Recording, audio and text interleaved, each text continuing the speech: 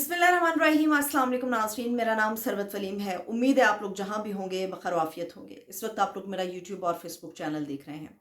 Islamabad high court से बड़ी अच्छी खबरें हैं और ये तमाम खबरें इमरान खान साहब के लिए हैं।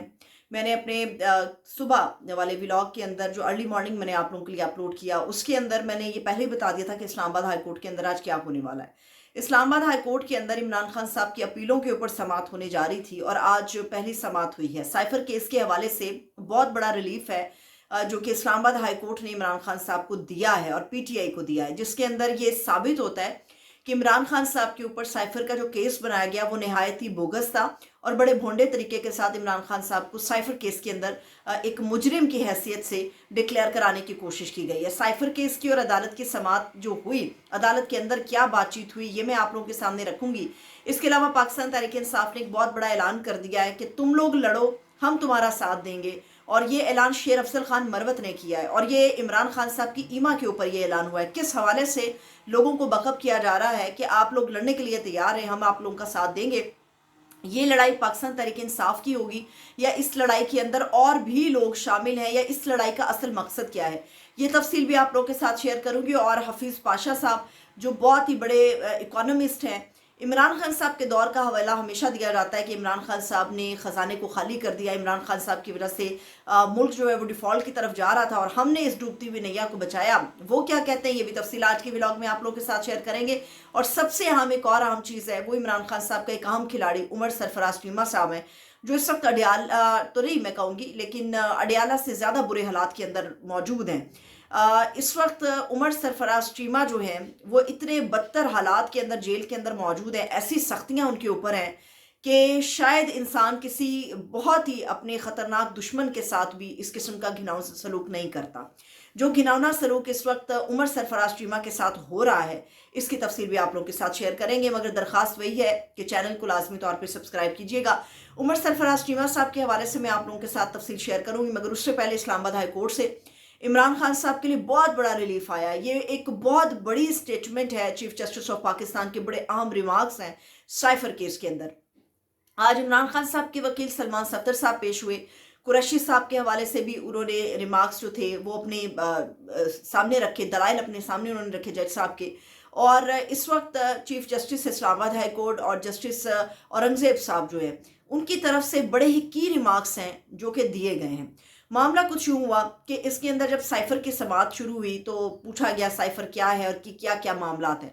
तो उसके ऊपर सलमान सफ्दर साहब ने जो जज साहब को, मियाँ गुल हसन औरंगजेब साहब हैं, उनको ये बताया कि इमरान खान साहब के ऊपर जो है जो इल्ज़ामात है वो तो मैं आपको बताता हूँ, मगर जो कुरैशी साहब का मामला है, शाह महमूद कुरैशी पर सिर्फ इल्ज़ामात ही नहीं है, मगर ये भी कहा गया है कि उन्होंने साजिश में भरपूर साथ दिया और इंतशार फैलाने की कोशिश की है, भरपूर मुआवनत की।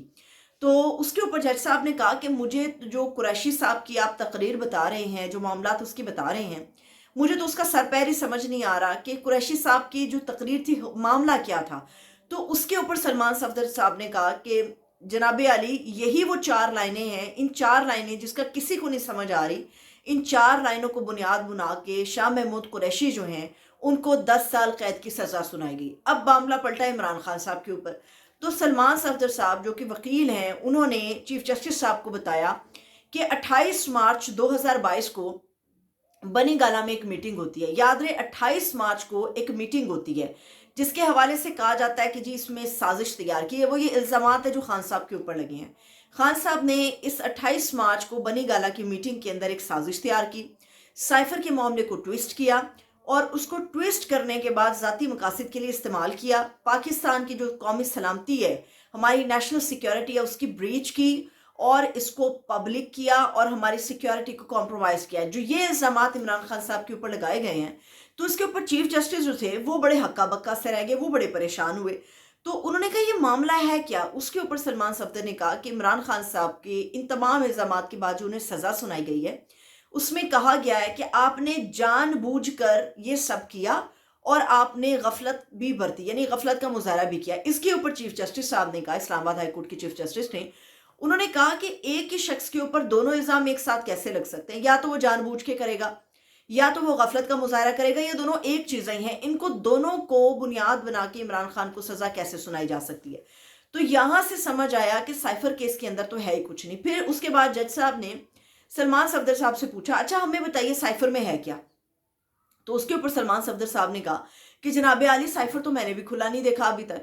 پھر وہ کہتے یہ پبلک کیسے ہوا. انہوں نے کہا کہ سائفر جو تھا اس کو لہرایا گیا، ایک کاغذ کے اس ٹکڑے کو لہرایا گیا جس کے اوپر عمران خان پہ الزام لگایا گیا کہ آپ نے پاکستان کی جو قومی سلامتی ہے اس کو کمپرومائز کیا. آج تک عمران خان نے بھی کھول کر نہیں دیکھا کہ اس سائفر کے اندر کیا ہے. جب ایک سائفر کھلا ہی نہیں تو اس کے مندرجات پبلک کیسے ہو سکتے ہیں. تو یہ اوپر نیچے جو تضادات کے ساتھ الزامات عمران خان پہ لگائے ہیں یہ سمجھ سے بالا ہے. تو اس کے اوپر جو عدالت کے ججز تھے وہ بھی اپنا سر پکڑ کے بیٹھ گئے. تو اس سے صاف ظاہر ہوا، انہوں نے کہا کہ جی ہم اس کی معلومات لیتے ہیں کہ سائفر کے اندر کیا تھا اور عمران خان صاحب نے کیا کیا. لیکن وہ فی الحال کہہ رہے ہیں کہ ان الزامات کا کوئی سر پیر نہیں ہے جس کے اوپر اتنی زیادہ بڑی بڑی سزائیں سنائی جا سکتی ہیں. عمران خان کو اس سائفر کے معاملے میں جس طرح سے قومی مجرم بنا کر پیش کیا جا رہا ہے جگہ جگہ پر، تو یہ عدالت سے ایک بہت بڑا ریلیف ہے جس کے اندر عدالت خود اس بات کا اعتراف کر رہی ہے کہ جب سائفر اوپن ہی نہیں ہوا، یہ کھلا ہی نہیں، تو اس کے اوپر قومی سلامتی کیسے کمپرومائز ہو گئی.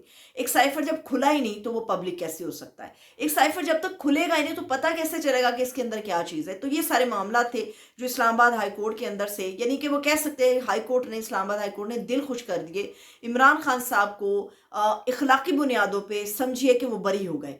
آپ چھوڑ دیجئے کہ قانون کیا کہتا ہے، مگر اخلاقی بنیادوں پہ جو ریمارک سائفر کو لے کر آ رہے ہیں اس کے بعد عمران خان صاحب جو ہیں وہ سچے ثابت ہو رہے ہیں. آگے بڑھتے ہیں. عمران خان صاحب کے جو ساتھی ہیں ان کو بھی 9 مئی اور سائفر کا جو معاملہ ہے اس کے اندر پھنسایا جا رہا ہے. اب عمر سرفراز چیمہ عمران خان کے بڑے ہی قریبی ساتھی سمجھے جاتے ہیں. ان کی حالت اس وقت جیل میں نہایت غیر ہے، ان کی حالت اس وقت درست نہیں ہے. اگر میں آپ کو بتاؤں گی کہ جو ان کے ساتھ معاملات سمجھ آ رہے ہیں آپ کو، تو آپ کو پتہ چلے گا کہ کیسے حالات میں جیل کے اندر ان کو رکھا گیا. عمر سرفراز چیمہ سفید داڑھی، سفید بال، ایک عجیب ادھیڑ عمر آدمی اس وقت نظر آ رہے ہیں جیل کی سختیوں کی وجہ سے. اور جیل کا ناقص کھانا ہے وہ کھلا کھلا کے ان کو اس وقت پتے کا شدید درد ہے. اور پچھلے 6 مہینے سے عدالت نے اس پتے کے درد کی وجہ سے جب عرضی ڈالی گئی تو انہوں نے کہا تھا کہ ان کا فوری طور پہ آپریشن کرایا جائے، اور آپریشن نہیں کرایا گیا. ان کا 6 مہینے گزر گئے ہیں، سرفراز چیمہ صاحب کا آپریشن نہیں کرایا گیا اور اس حکم پہ کوئی عمل نہیں کیا گیا. حالانکہ سب کو پتہ ہے کہ پتے کا درد شدید تکلیف ہوتا ہے اور خدا نخواستہ یہ پھٹ جائے تو کتنا جان لیوا ثابت ہو سکتا ہے. دوسری بات یہ ہے کہ ان کے جو دونوں بازو ہیں وہ فریز ہو چکے ہیں بری طرح سے، اور انہیں فوری طور پہ تھیراپیز اور ڈاکٹرز کی اشد ضرورت ہے. پچھلے 5 مہینے سے عدالت نے یہ بھی حکم دیا ہے کہ ان کا علاج کرایا جائے، اور پچھلے 15 دن پہلے عمر سرفراز چیمہ کو ایک ڈاکٹر مہیا کیا گیا کیونکہ اس وقت ان کی حالت جو ہے وہ قابو میں نہیں آ سکتی. وہ جو چند ہفتے پہلے جو جھلک ایک عمر سرفراز چیمہ کی دیکھی تھی، آپ اس سے زیادہ بدترین حالات میں آپ محسوس کر سکتے ہیں کہ عمر سرفراز چیمہ کو رکھا گیا ہے. ڈیمانڈ یہی ہے وہ بھی نکلے 9 مئی کی مذمت کر دے، مگر جب 9 مئی کیا ہی نہیں، ایک جرم کیا ہی نہیں، تو اس کی مذمت یا اس کو اپنے سر پہ یا عمران خان کے سر پہ تھوپنے سے کیا حاصل ہوگا. اور اس وقت صرف ڈیمانڈ یہی ہے، وہی لوگ بچ سکتے ہیں جو اس طرح سے نکل سکتے ہیں. مریم بی بی گزشتہ روز بڑا زبردست طریقے سے گئی تو تھیں کوٹ لکھپت جیل میں، اپنا جوتا خود اٹھا کے آگے بڑھیں اور افطار انہوں نے قیدی خواتین کے ساتھ کی. مگر ذرا لمحے بھر کو سوچیں، اگر وہ اپنی حالت بیان کر رہی تھی کہ کس طرح سے ان کے انتقام کا نشانہ بنایا گیا، ذرا اس حالت کو بھی نوٹ کریں کہ جو اور خواتین وہاں پر موجود ہیں، جو مرد حضرات بیجا جیلوں کی سختیاں کاٹ رہے ہیں، کیا ان کا فرض نہیں بنتا کہ اگر وہ اتنا نرم دل رکھتی ہیں یا انتقام کی سیاست پہ وہ بلیو نہیں کرتی تو ان کو ان لوگوں کا ساتھ بھی دینا چاہیے، اخلاقی بنیادوں پر بھی دینا چاہیے. قانون تو اب گھر کی لونڈی ہے، جس کے بھی لاٹھی ہے اس کی بھینس ہے، اور قانون بھی اسی کے گھر کی لونڈی بنا ہوا ہے. تو اسی لیے جو لوگ انتقام کا نشانہ بنائے جا رہے ہیں اس کے اوپر انہیں فوری طور پہ ایکشن لینے کی ضرورت ہے. اب جاتے جاتے ایک اور اہم چیز، اس وقت ایک اینکر پرسن ہے جو پاکستان تحریک انصاف کے لیے دیکھتے ہیں، لوگوں کے پاس جاتے ہیں، سروس کرتے ہیں. حسنین ان کا نام ہے، نیا پاکستان سے تعلق رکھتے ہیں. حسنین کے اوپر ایک کیس ہوا ہے جس کے اوپر شیر افضل مروت نے اس کیس کو لڑنے کا فیصلہ کیا ہے، اعلان کیا ہے.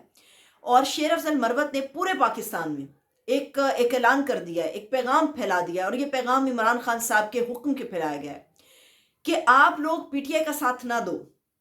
جتنے بھی سوشل میڈیا ایکٹیوسٹ ہیں، جتنے بھی لوگ پی ٹی آئی کے ساتھ کھڑے ہیں، وہ پی ٹی آئی کا ساتھ نہ دیں، لیکن آپ صرف سچ اور حق کا ساتھ دیں، اور سچ اور حق آپ کو جہاں پہ نظر آتا ہے آپ اس کا ساتھ دیں. اس کے بعد اگر آپ لوگوں کے اوپر جعلی مقدمے بنائے جاتے ہیں، جعلی کیسز بنائے جاتے ہیں، زبردستی جیلوں میں آپ کو اٹھا کر پھینکا جاتا ہے، تو پی ٹی آئی نے اعلان کیا ہے کہ پی ٹی آئی کی پوری وکلا کی جو ٹیم ہے وہ آپ لوگوں کا ساتھ دے گی، وہ آپ لوگوں کے لیے میدان میں اترے گی، لڑتے رہیں، آپ کی جو قانونی ایک معاونت ہے، جو آپ کی مدد ہے لیگل، وہ پی ٹی آئی کے لوگ کریں گے، پی ٹی آئی کے وکلا کریں گے، اور یہ بہت بڑا اعلان ہے جس کے بعد لوگوں کو اب ڈر خوف کی ضرورت باقی نہیں رہے گی۔ اب لوگ حق اور سچ کے ساتھ نکلیں گے، پھر وہ انہیں جہاں بھی نظر آ رہا ہوگا۔ اور جاتے جاتے ایک آخری بات، عمران خان صاحب کے اوپر الزام ہے کہ ملک کو دیوالیہ انہوں نے کر دیا ہے، ملک کو ڈیفالٹ کی طرف لے گئے۔ حفیظ پاشا صاحب نے ٹویٹ کیا ہے، حفیظ پاشا اس ملک کے ایک بہترین اور ماہر اکانومسٹ ہے۔ حفیظ پاشا کہتے ہیں کہ عمران خان کے دور میں جو ہمارے ذخائر تھے وہ 17 ارب ڈالر تھے۔ ملٹری سینئرز، سرمایہ دار اور اشرافیہ نے اپنی مراد کے لیے ان اربوں ڈالرز کو خرچ کر لیا۔ ان لوگوں نے خود کو 4,500 ارب کا فائدہ پہنچایا، یعنی کہ سمیٹا۔ عمران خان اس معیشت کے لیے بہت کچھ چھوڑ کے گیا تھا، چاہے جیسے بھی چھوڑ کے گیا تھا۔ حفیظ پاشا جیسا آدمی اس بات کا دعویٰ کرتا ہے کہ اس پیسے کو ذاتی باپ کا پیسہ سمجھ کے خرچ کیا گیا، حالانکہ یہ پیسہ ٹیکس پیئرز منی تھی۔ مجھے اجازت دیجیے، اپنا خیال رکھیے۔